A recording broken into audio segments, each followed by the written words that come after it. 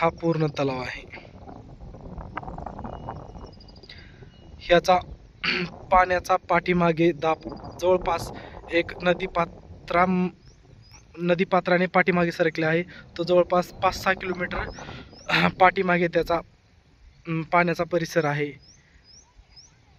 आणि आता हे तलाव फुल भरलेला आहे आणि हे सांडव्यावरून पाणी वाहत आहे। आज दिनांक 4 सप्टेंबर 2024 हा तलाव अशा प्रकारे फुल झालेला आहे। निम्नखैरी तलाव, पांढरेवाडी, तालुका परंडा, जिल्हा धाराशिव। यावर्षी पाऊस वरील क्षेत्रात खर्डा या क्षेत्रात चांगला पाऊस झाल्यामुळे घोडेगाव, खर्डा, माहिंजळी अशा भागात पाऊस चांगला झाल्यामुळे हा तलाव पूर्ण क्षमतेने भरलेला आहे। आमच्या या परिसरात पाऊस एवढा म्हणावा असा झाला नाही, परंतु डोना नदी आणि खैरी नदी या दोन्ही नद्यांनी पाणी खूप वाहून आणले आणि अशा प्रकारे हा तलाव भरलेला आहे। आता या तलावावर खूप मोठ्या प्रमाणात ऊसाचे क्षेत्र लागवड होणार आहे। यावर्षी शेतकरी खूप आनंदित आहे।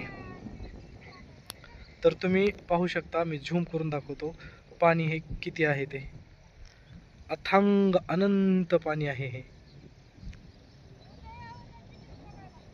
हा तलाव आम्हाला 1.5-2 वर्ष ह्या तलावातील पाणी आम्हाला शेतीसाठी पुरते।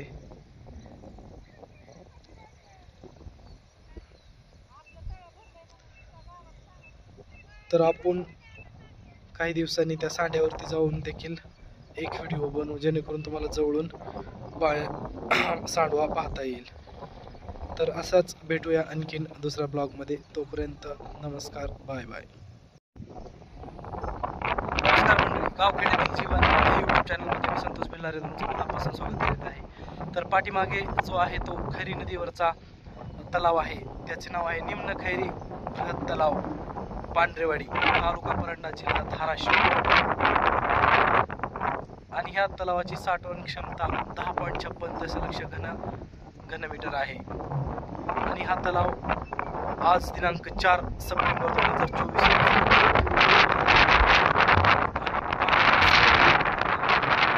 सांड्यावरून वाहत आहे। अशा प्रकारे हा जो तलाव आहे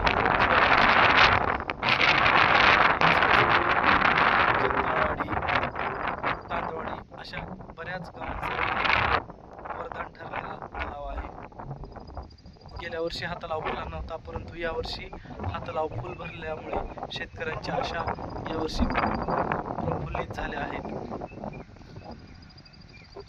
हे झूम जे केलेलं आहे इथून सांडवा वाहत आहे। मी तुम्हाला फ्रंट कॅमेऱ्याने सांडवा दाखवतो।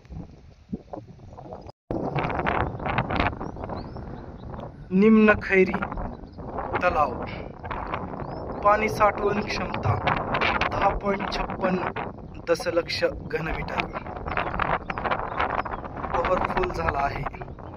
सांडव्यावरून पाणी खाली वाहत आहे, हे बघा।